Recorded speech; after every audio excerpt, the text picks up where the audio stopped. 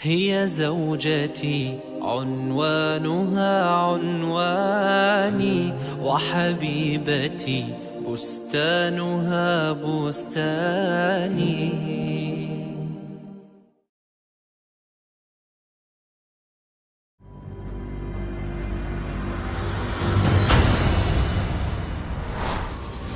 45% to 50% of marriages in the United States end with divorce, while the percent of divorce in Europe is about 35%.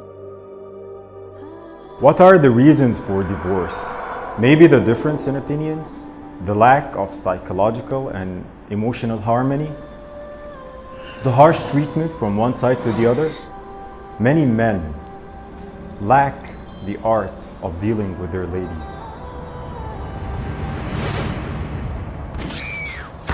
70% of women who were killed in the United States were murdered by their husbands or boyfriends.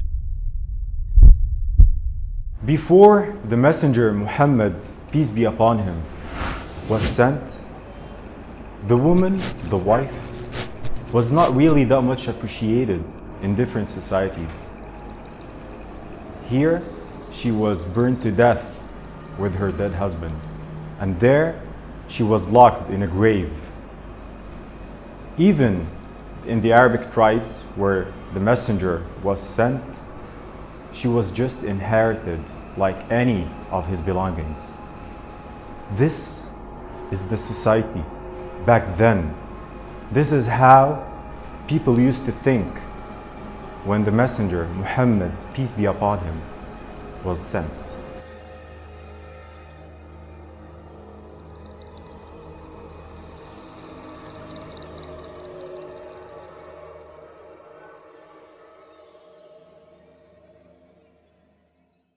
Nowadays, the man who opens the door for his lady is considered as a gentle, delicate, and civilized man. He's so much appreciated by the society and by everyone around him. Back then, 15 centuries ago, this was shameful. It was shameful to respect your wife. It shows that you're not a man. Back then, Prophet Muhammad, peace be upon him, used to lean down on the ground and put his knees for his wife to step on and get on the horse.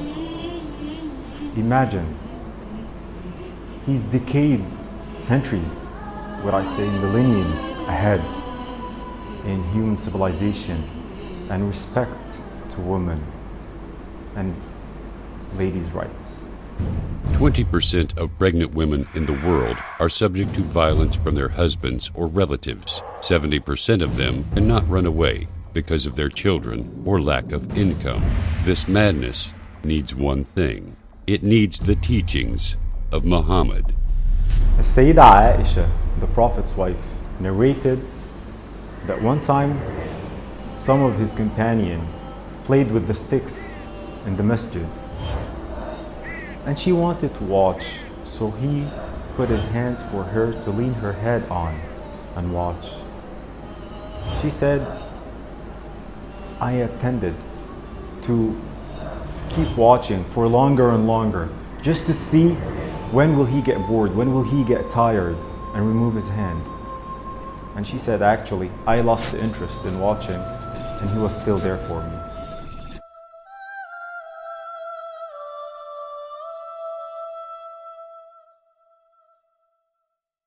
Once there was a serious and critical situation where the companion of the Prophet, peace be upon him, literally did not obey him. And only because of the advice of his wife, the issue was resolved. So the Prophet, peace be upon him, was not just nice and gentle with his wife, he also respected her as an equal person. Prophet Muhammad said, "Anything you spend for the sake of Allah, you will get your reward for it, even if it was a morsel of bread you put in your wife's mouth." Prophet Muhammad, peace be upon him, said, "In this world, woman and perfume have been made dear to me, and the dearest among all is salah, prayer." And his wife said that he never hit a woman with his hands. Prophet Muhammad, peace be upon him, said, "Act kindly towards women," and the Quran says, "And live with them in kindness." For the Prophet Muhammad, peace be upon him, being a women's rights activist and defending the women's rights back then, this was not an addition to his message. This was something that actually made a lot of resistance between the Arabs back then.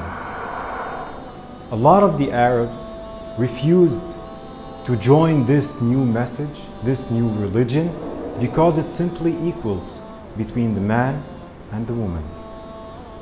So although this slowed the spread of his message, although this, he still insisted on being himself, on delivering the full message from Allah. He still gave the women their rights because it's simply their rights in Islam.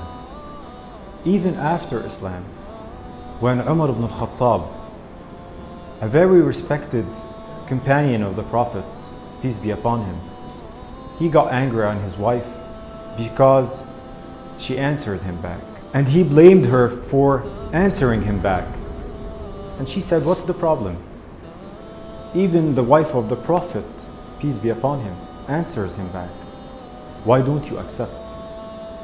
And this is how the whole society was tuned to respect the woman. The Quran addresses men about women and says, "And do not make difficulties for them in order to take back part of what you gave them." And the Prophet says, "You are obliged to support and provide them, your wives, with clothing kindly." The Prophet also says, "Of the dinar you spend in Allah's path, or to set a slave free, or as charity to the needy, or to support your family, the one yielding the greatest reward is that which you spent on your family." The Prophet Muhammad, peace be upon him, told his companion, teaching them that the best among the believers is indeed the one with the best manners and the one who is most kind and gentle to his wife. If you saw the Prophet in his home and then compared this to our homes in the 21st century in terms of treatment, interaction, you'll find a big difference. The Prophet, peace be upon him, used to fix his sandals. He used to sew his cloth and used to help his wife in the normal and daily home activities. Who does this nowadays? Prophet Muhammad said, "Fear Allah in respect of women. You took them with the permission from Allah." He also said to his companions, "Indeed, women are the counterparts of men. Only a noble person would be kind to them, and only a mean person would insult them." Let's imagine a man, a leader with his army, and then he would ask this army to go ahead and would take his wife and ask her to race, and actually she will win. Then years later, the same man, the same leader with his army and his wife, and he will ask the army to lead ahead and would race again, but this time he will win. And then he will tease her, laughing and saying, "Now we're even." This is the Prophet, peace be upon him, with his wife. And back home, in privacy, he would praise his wife He would pamper her and spoil her, call her with the beloved nickname, and he would tell her how much she's pretty and her beautiful features. This is the Prophet, peace be upon him. Prophet Muhammad said, "The best of you are those who behave best to their wives."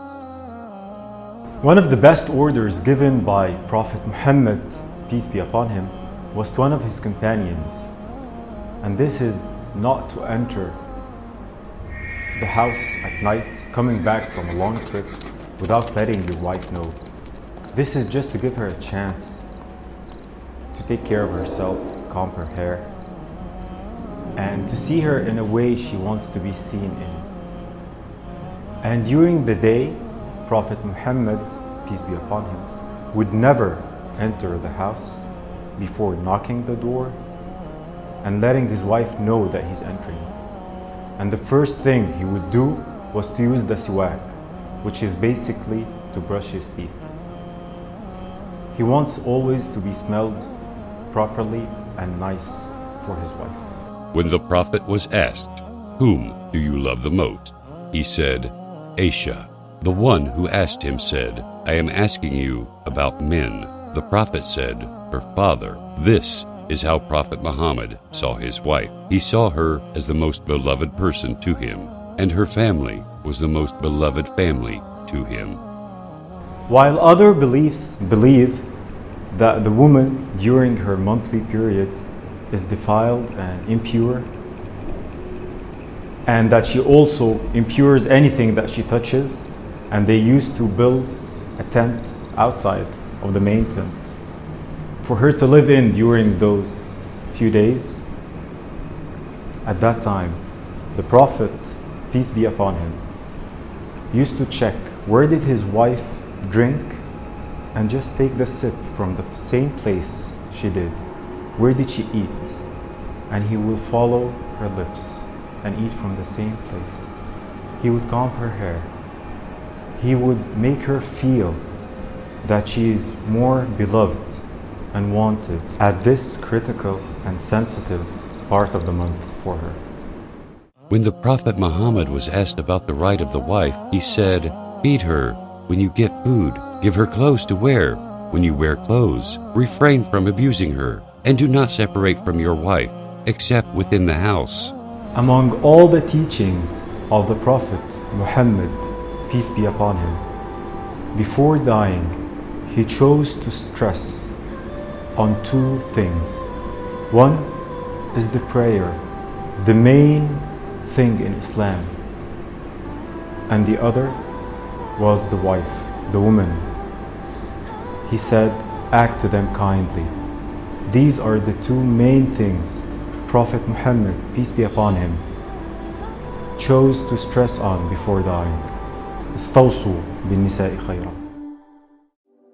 هي زوجتي عنوانها عنواني وحبيبتي بستانها بستاني